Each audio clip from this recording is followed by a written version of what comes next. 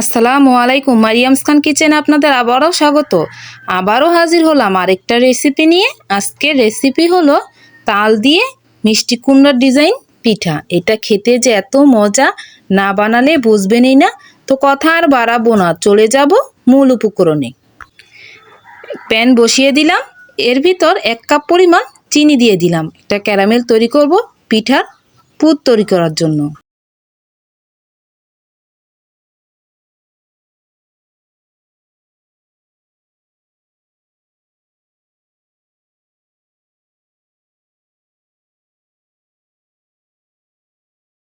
ক্যারামেলটা আমার হয়ে গেছে। এর ভিতর আমি পোড়ানো নারকেলগুলো দিয়ে দিলাম।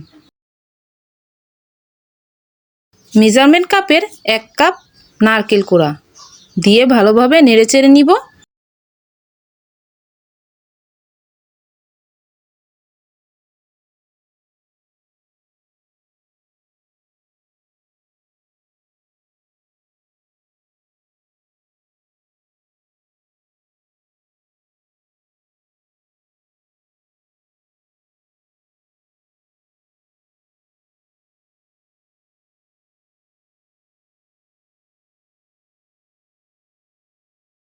পুরটা আমার হয়ে গেছে, চুলা থেকে নামিয়ে নিব।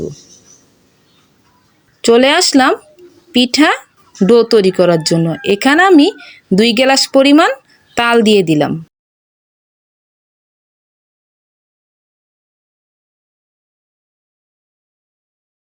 আর দিয়ে দিলাম হাফ গ্লাস পানি।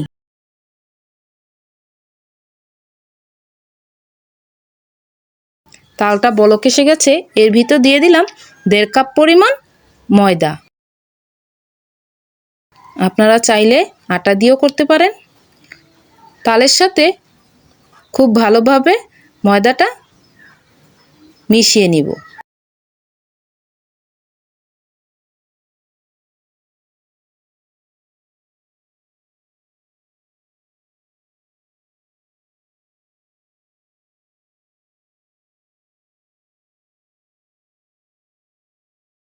পিঠার ডোটা আমার রেডি হয়ে গেছে, নামিয়ে নিব চুলা থেকে।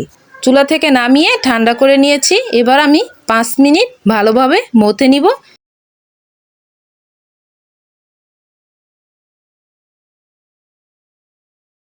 মথা হয়ে গেছে, এবার আমি একটি পিঠা বানিয়ে দেখাচ্ছি আপনাদের।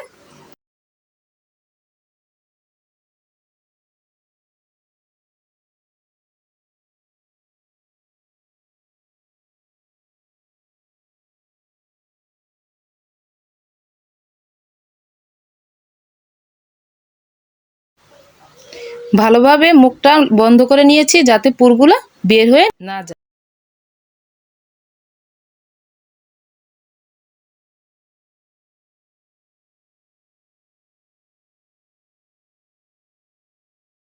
এবার চামচ দিয়ে আমি ডিজাইন করে নিব মিষ্টি কুমড়ার সাইজের মতো।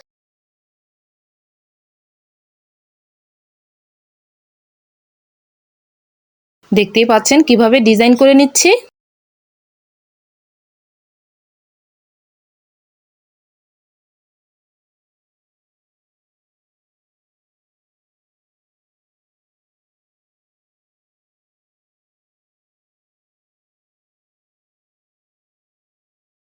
ডিজাইনটা করা হয়ে গেছে। আর একটু সৌন্দর্য করার জন্য এখানে আমি একটি লং দিয়ে দিব মিষ্টি কুমড়ার বোটা হিসাবে।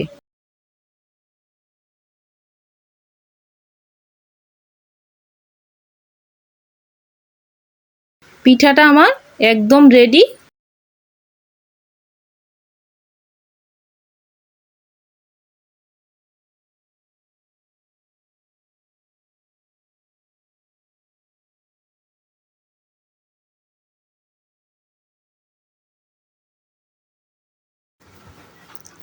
একইভাবে আমি আরেকটা পিঠা বানিয়ে দেখাচ্ছি। তো পুরটা দিয়ে দিলাম, ভালো করে মুখটা লাগিয়ে নিলাম যাতে পুরগুলো বের হয়ে না যায়। 2 হাতের সাহায্যে গোল করে নিচ্ছি।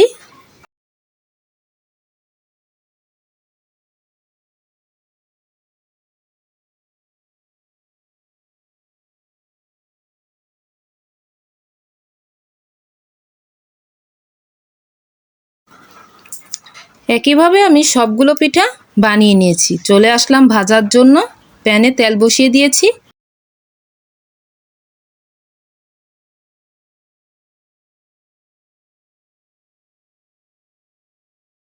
তেলটা গরম হয়ে গেছে, একে একে আমি সব পিঠাগুলো দিয়ে দিচ্ছি। হালকা গরম অবস্থায় দিতে হবে, বেশি গরম অবস্থায় দিলে উপরে পুড়ে যাবে, ভিতরটা হবে না। তো লো হিটে পিঠাগুলো আমি ভেজে নিব। এক পাশ হয়ে গেছে, উল্টিয়ে নিচ্ছি।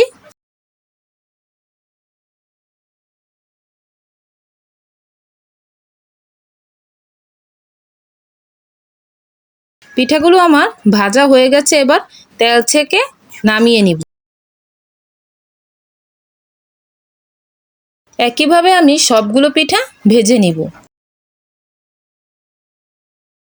সবগুলো পিঠা আমার ভাজা হয়ে গেছে। দেখুন, এটা দেখতে যতটা সুন্দর, খেতেও তত বেশি মজা। একটা পিঠা ভেঙে দেখাচ্ছি, দেখুন কতটা সুন্দর। আজ এ পর্যন্তই। ভালো থাকবেন, সুস্থ থাকবেন। আল্লাহ হাফেজ।